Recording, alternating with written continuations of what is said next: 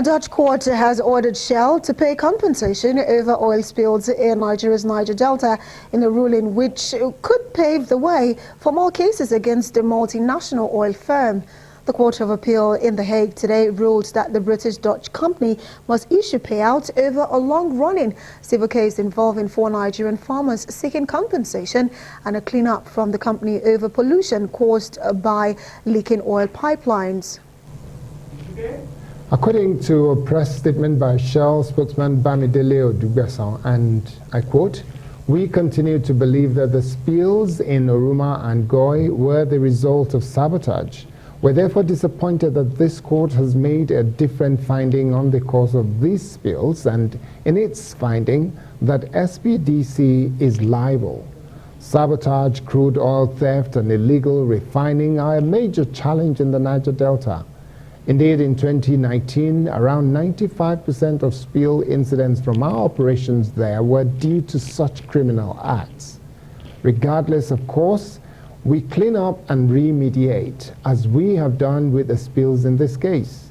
SPDC also works with a range of stakeholders to find solutions to these complex issues.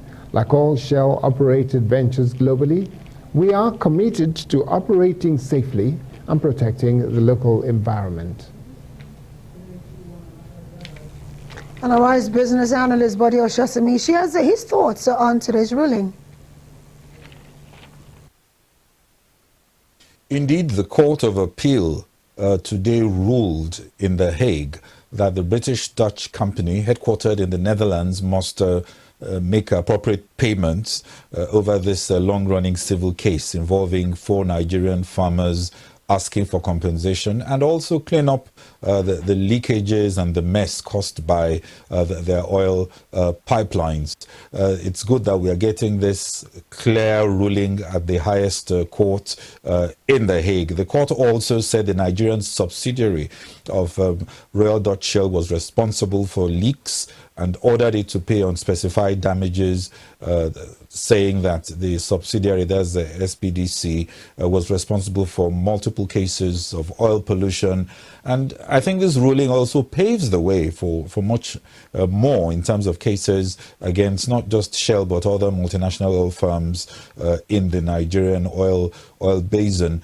We don't yet know the amount involved. Looking at how Shell stock has reacted, I don't think anybody thinks this will bring Shell under. Indeed, they will be able to afford to make the payments. But it's also quite symbolic because these environmental violations have happened over time, and it's taken 13 years to get to this stage. Shell had long argued that 95% of oil spillage incidents from its operations were due to sabotage, crude theft, and the illegal refining, which we know does go on. Below Dauphin, that's an activist NGO that pushed the case, says Shell is taking advantage of the lax regulatory environment. They are underinvesting in the necessary safeguards for their equipment and upgrading and maintaining their equipment properly to protect the environment, alleging that the valves that can be used or can be opened are so exposed to anyone who can go there and actually do damage to these valves. And ordinarily, you will have expected some sort of security. So clearly, Shell is seen as careless, and they have to admit that there are costs as a result of this carelessness, and we have to wait to see how they pay. Shell also argues that they've done all they can to fulfill their social investments in the community, but poor government execution and corruption limits the impact of additional oil revenues on the communities where oil